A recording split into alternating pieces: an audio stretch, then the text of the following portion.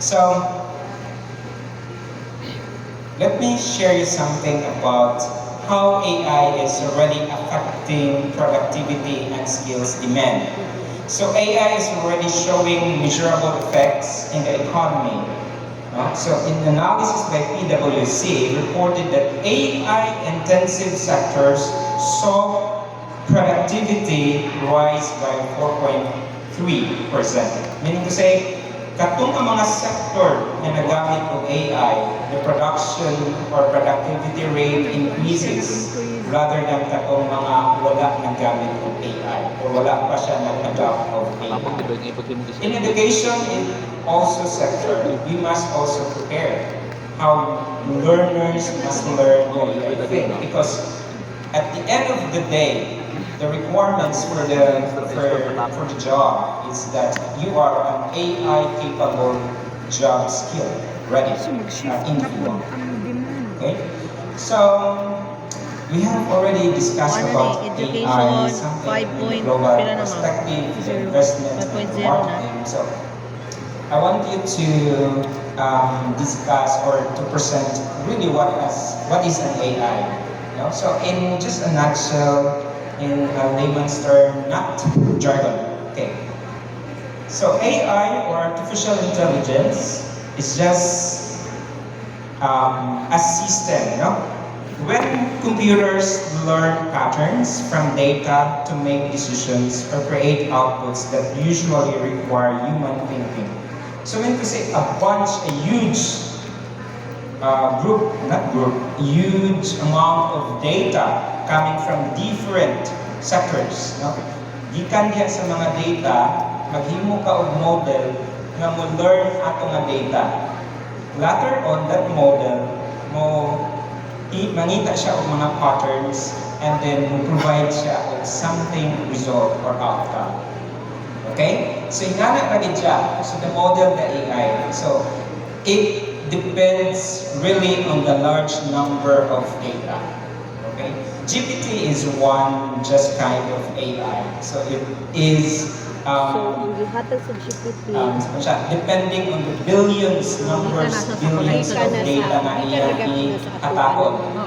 I-train mo para mo learn siya actually. Ipa-learn mo model na mo anang na-adya sa data kung ano yung potential na outcome. That's how AI is really working.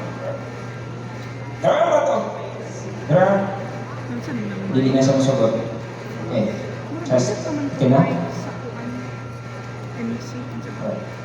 Silang dali naman nila ako kay based sa study, ang retention rate sa pag-listen is just 58% if you are talking around 20 minutes more.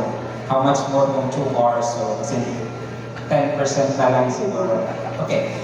So, there are different types of AI. If you can makasulat mo, we have machine learning. If you can learn or if you heard machine learning, that's part of an AI. Machine learning is just using sample data to train computer programs to recognize patterns based on algorithms or structured programs. Another type is neural networks, if you are familiar. These are just computer systems designed to imitate the neurons in the brain. You don't have to learn a lot of things about this technical thing for AI. So I just want you to be familiarized. So there are different types of neural nets, artificial neural nets, convolutional neural networks, etc., etc. We have also the natural learning processing or NLP. This is more focused on the speech recognitions, no, to understand the ability of the speech as well as understand and analyze documents. No? Sometimes in a translation from English to Tagalog to Russian to whatsoever, that's NLP working. That's an AI also as well. Robotics is just one of the arms of the AI's field. Okay? So mo na siya tanan. So makakita ka robots, may ka na AI na. correct, produce because na that's din part siya of sa an AI. katong text. Okay? But Sa iyang ngayon sa mga gisulti. robots Pero na tanan magpapakala AI, sa cellphone, no, that's mag-record. not true. I-record na ni mang iyang gisulti ron. Okay. Tapos imo na din Here's the i-upload thing. dito. Now, I-transcribe na dayon studies niya. are Pero dili pa niya devising ma-detect ang mga on the Bisaya. trend for artificial intelligence. pa-intern. I-skip ra This niya. time is machine learning, no? Narrow artificial intelligence, no? Which is stage 1. Machines imitate human behavior, specializing in one area to solve a problem. Currently, we are on the machine learning stage. Kana GPT, kinsa nagamit og GPT? Chat GPT, the pinaka famous. Chat GPT ra inyo nahibaw-an? Sa lain. Gemini. Sa lain. Alpha, Copilot, CC, CC. Okay. So, good to note that you are using them. Are you using them rightly? Or the prompt mo? Make me something like that lang? Okay, so I'll tell you later on how to properly use of the GPT, of course, the generative preprocessing transformer. So we're still on the stage 1 as of today. Okay, so kanang imong i-prompt kay para mo learn, mo hatag siya og mga recommendations. That's what we are doing, what we are in the landscape. Second stage is the artificial general intelligence, or AGI. This is machines that continuously learn and are as smart as humans. Do you believe for that? Yes, that's the next stage. And I believe that China is already in the stage 2. Only that they do not telling the world what they are doing. But I tell you, China is far behind other countries, say from US of course, in terms of this advanced in technology. Only that wala pa din nila ipagawas. And that's what other countries are something anxious about, because China will not give much far beyond the naman outside dire world siya sa in the atong world. ibalaan. But I tell you, pang yeah, personal there are a lot of grata. things happening in China. I'm not pro-China, I'm not against China as well. Okay? So nothing wrong with that. The third or the next stage is the machine consciousness. This is artificial super intelligence, ESI. Machines that are smarter than human across the board. Kani daw siya ang expected nga mas muhatag pa nga mas more on human capability siya na machine na capable of mimicking how humans thinking, acting, and making some predictions and decisions. Conscious siya. So, might be in the near future na natin mga humanoid, di ba? Kita mo mga humanoid videos. Mura siya o, mura ka siya o tao. Tawag siya o tao. Mustorya siya o mura siya o tao. So, these are the things happening in the world, and it's already it's in reality. So, maybe the future, I don't know how the future, the nearest of the future, well, we can experience ESI or super intelligence, artificial intelligence machines. Right. Okay, so here I'll present what AI is not. So AI does not think like humans, but just today, but maybe in the future, I don't know, right? So neural networks. Okay.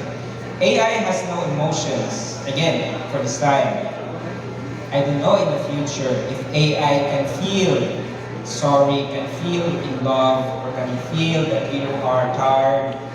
I know, if you have seen Netflix, Atlas, those are futuristic na mga sci-fi futuristic, but they are near reality of what AI can do.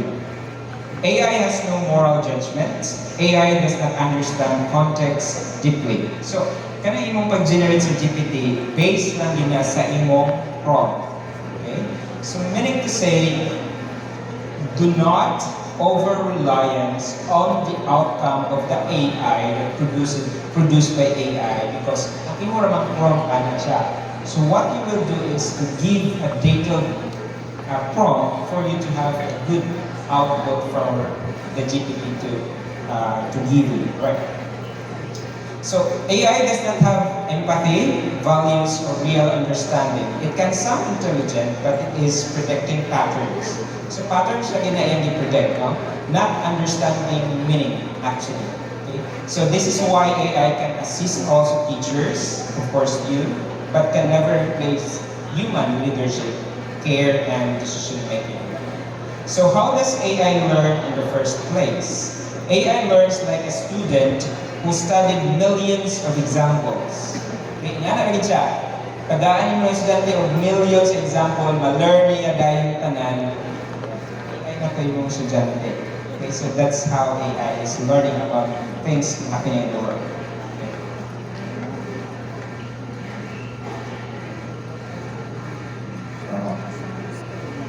Hmm? Yung mga kanta. Mga kanta. Record? Hmm? Wala ka na. So, ang mga... Okay, so generative AI, automation versus AI versus generative AI. Not everything being automated is AI. Okay? So kanang nakay systems, nakay learning management systems, that's automation. But not everything has AI. I believe one of the administrators, perhaps from Agusan del Sur, I don't know, I have a friend Giovanni here, I think. He developed some web information systems for elements. So, thank you sir for having that, na nagamit sa mga schools. So, AI is fast and efficient, handles data, and reduces workload for teachers if you can. The limits for AI, no common sense, no empathy, no need guidance, right? And for teachers, you can use wide variety of activity. Alright, I'll give you some of the views of the Global South. Are you familiar with the word Global South? Dili kayo, okay?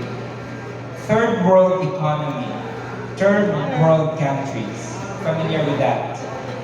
Okay. So, medyo kung ano man ang third world country, kaya mura na siya ranking.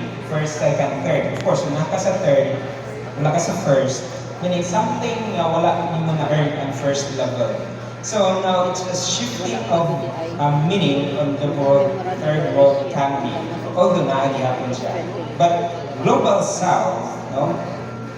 Okay, based on the United Nations Office for South-South Cooperation, countries colored in green are considered part of the Global South nations. These are mostly from Asia, except Japan and South Korea, all of Africa, and parts of Latin America. Philippines is part of the Global South. Kanang-tanan naka-green are in the Global South.